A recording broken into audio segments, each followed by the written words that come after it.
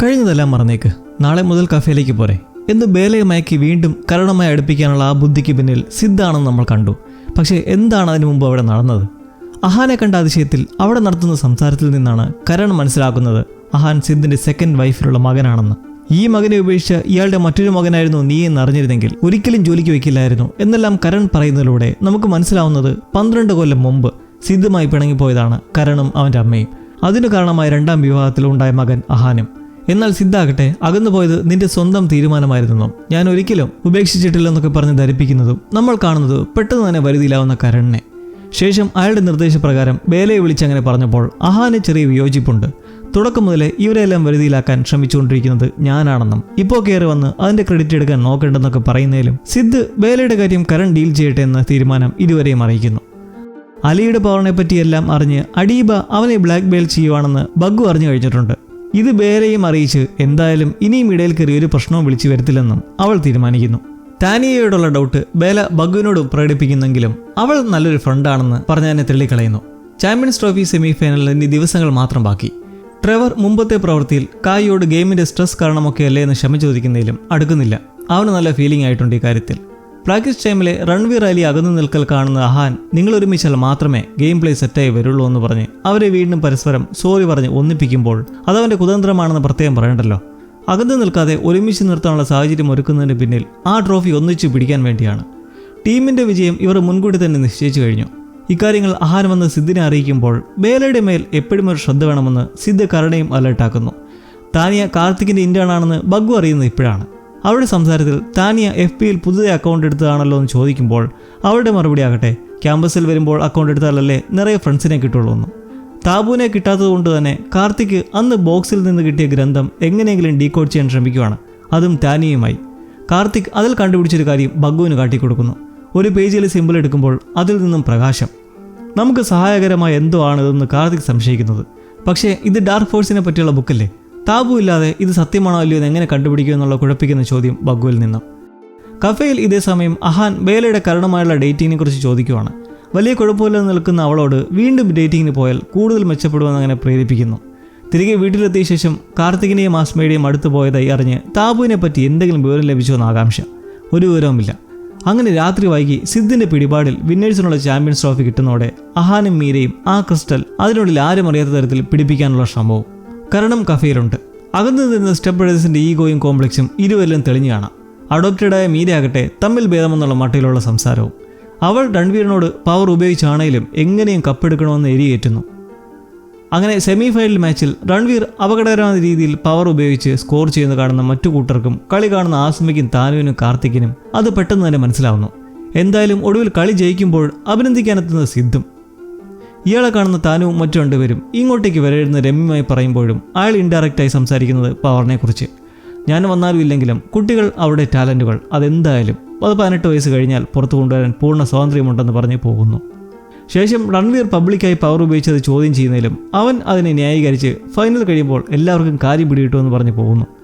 രൺവീർ കരുതിയിരിക്കുന്നത് കളി കഴിയുമ്പോഴേക്കും എല്ലാവർക്കും സ്വയം പവർ വേണ്ട രീതിയിൽ ഉപയോഗിക്കാനുള്ള അധികാരം വന്നു ചേരുമെന്നാണ്. എന്നാൽ സിദ്ധ് അങ്ങനെ ധരിപ്പിച്ചിരിക്കുന്നത് ഈ സകലരുടെയും പവർ അയാളുടെ കയ്യിലേക്ക് വരാനാണെന്ന് അവൻ അറിയുന്നില്ല. ബഗ്ഗു മാച്ചിന് വരാത്തതിൽ സിദ്ധിന്റെ ശകാരം കേൾക്കേണ്ടി വരുന്ന അഹാനോട് അത് വളരെ അത്യാവശ്യമാണെന്നും എങ്ങനെയും ഫൈനൽസിൽ അവൾ ഉണ്ടാവണമെന്ന് നിർബന്ധിക്കുന്നു. അങ്ങനെ രൺവീറിനെ വെച്ച് ബഗ്ഗുവിനെ ഫൈനൽസിന്റെ സ്കോർ ബോർഡ് കൈകാര്യം ചെയ്യാൻ വരുത്തി. അങ്ങനെ 5 എലമെന്റ്സും ഒരേ സ്ഥലത്ത് വാശിയേറിയ പോരാട്ടം നടക്കുവാണ്. കളിക്കാർ തമ്മിൽ ചൂടൻ സംഭാഷണങ്ങളും സ്കോർ നമ്പേഴ്സ് ചേഞ്ച് ചെയ്ത് ബഗ്ഗുവും ചീർ ഡാൻസ് ചെയ്ത് ബേലയും അവരുടെ മാതാപിതാക്കളെല്ലാം സ്ഥലത്തെത്തിയിട്ടുണ്ട്. പോരാത്തതിന് സിദ്ധും കരണം വരെ. കാർത്തിക് മത്സരം കാണാൻ വരാതെ രൺവീറിന്റെ സ്വഭാവത്തിൽ കണ്ട മാറ്റം മൂലം എന്താണെന്നറിയാൻ റിസർച്ചിലും. അങ്ങനെ ഒടുവിൽ വിജയം അലിയുടെ ടീമിന്. ഫൈനലി കാത്തിരുന്ന കപ്പ് ലിഫ്റ്റിംഗ് ടൈം. അതിന് മുന്നോടിയായി ആസ്മയ്ക്ക് ഒരു കോൾ വരികയാണ് കാർത്തികിന്റെ. അയാൾ ഒരു കോഡ് ക്രാക്ക് ചെയ്തിരിക്കുന്നു. എന്തെന്നാൽ ഈ 5 എലമെന്റ്സും ഒരു പ്രത്യേകതരം ക്രിസ്റ്റലിനെ സമീപിച്ചാൽ അവരുടെ പവേഴ്സ് എല്ലാം അതിലേക്ക് ചെന്ന് ഭവിക്കും. ക്രിസ്റ്റലാണ് അപ്പോൾ ഡാർക്ക് ഫോഴ്സിന്റെ കയ്യിലുള്ള കുരുക്ക്. കുട്ടികൾ അതിനടുത്തേക്ക് ഒരു കാരണവശാലും എത്തിരുന്ന് വാണിംഗ് കൊടുക്കുമ്പോൾ ആസ്മയ്ക്ക് സിദ്ധിന്റെ ട്രോഫിയുടെ മേലുള്ള നോട്ടത്തിൽ സംശയം തോന്നി കോർഡിനേറ്ററോട് ചോദിക്കുന്ന വഴി മനസ്സിലാവുന്നത് ട്രോഫി പോളിഷ് ചെയ്യാനായി എതിർ ടീമിന്റെ അംബാസഡർ കൂടിയായ സിദ്ധിന്റെ ഓഫീസിലേക്ക് കൈമാറിയിരുന്നു. ആസ്മയ്ക്ക് ശക്തമായ സംശയമുണ്ടായി നിൽക്കുമ്പോൾ ട്രോഫി ഉയർത്തുന്ന മൊമെന്റ് എത്തിയിരിക്കുകയാണ്. റിസർവ് പ്ലെയറെ വിളിക്കാൻ അലിയോട് പറഞ്ഞിട്ട് അഹാൻ ബേലയെ വിളിക്കുന്നു, രൺവീർ ബഗ്ഗുവിനെയും. അങ്ങനെ 5 എലമെന്റ്സും കപ്പിനടുത്തേക്ക്. ആസ്മയോട് ഒന്ന് വെയിറ്റ് ചെയ്യാൻ സെക്യൂരിറ്റി പറയുമ്പോൾ ഇന്നേരം ട്രോഫിയിലേക്ക് കൈവയ്ക്കുന്ന അലിക്കും രൺവീറിനും ബഗ്ഗുവിനും കായ്ക്കും പിറകെ ബേലയുടെ കൈ അടുത്തേക്ക് എത്തുന്നതും ആരോ പിടിച്ചു വലിച്ചുകൊണ്ട് പോകുന്നു. അത് മറ്റാരുമല്ല, കരണാണ്. അവൻ ഇവരെ സഹായിക്കാനായിരുന്നു ഇത്രയും സമയം ശ്രമിച്ചത്. 5 എലമെന്റ്സിനെ പറ്റി എല്ലാം അറിയാമെന്ന് കരൺ സിദ്ധിന്റെ ഗൂഢാന്തരങ്ങളെക്കുറിച്ച് ബേലയെ മാറ്റി നിർത്തി ബോധ്യപ്പെടുത്തവേ അയാളും അവിടേക്ക് എത്തുകയായി. രൺവീറിന്റെ പക്കൽ നിന്നും കപ്പ് പാടുവിട്ട് ഉടൻ തരാമെന്ന് പറഞ്ഞ് മേടിച്ച് താനുവും അവിടെ നിന്ന് കാർത്തിക്കുമൊത്ത് ആസ്മ അത് ചെക്ക് ചെയ്യുമ്പോൾ ബേലയെ കത്തിമുനയിൽ കെട്ടിയിട്ട് മീരയും. ട്രോഫിയുടെ മുക്കും മൂലയും വരെ നോക്കിയിട്ടും ക്രിസ്റ്റൽ ഇല്ല. സിദ്ധിന്റെ മാസ്റ്റർ പ്ലാൻ അയാൾ ക്രിസ്റ്റൽ നേരത്തെ തന്നെ എടുത്ത് മാറ്റിയിരുന്നു. കരണ അയാൾ നേരത്തെ തന്നെ പഠിച്ചിരുന്നു. ഇതേ സമയം എന്താ ഇതെന്ന് ഓടിയെത്തുന്ന അഹാൻ നേരെ ബേലയുടെ കൈക്കടുത്തേക്ക് ചെന്നിട്ട് ചെയ്യുന്നതോ ടേപ്പ് വെച്ച് ശക്തമായി കൂട്ടിക്കെട്ടുന്നു. കയറിങ്ങനെ കെട്ടിയിട്ടാൽ അവൾ പവർ ഉപയോഗിക്കില്ല എന്ന് പറഞ്ഞുകൊണ്ട്. ഇതോടെ അഹാന്റെ കുബുദ്ധി മനസ്സിലാക്കുന്ന ബേലയ്ക്ക് ഏറ്റവും വലിയ ഷോക്ക്. ക്രിസ്റ്റലിൻ്റേത് ഒരു പ്ലാൻ ആയിരുന്നെങ്കിലും ഇവരുടെ ആക്ച്വൽ പ്ലാൻ അത് ഈ മൂവർക്ക് മാത്രമേ അറിയുള്ളൂ. രൺവീറിനെ വെച്ച് വിന്നിംഗ് പാർട്ടി സിദ്ധിന്റെ വീട്ടിൽ വെച്ച് അറേഞ്ച് ചെയ്യുമ്പോൾ ഇതറിയുന്ന ആസ്മ അലിയെ വിളിക്കുന്നതിലും ഫോൺ എടുക്കുന്നില്ല.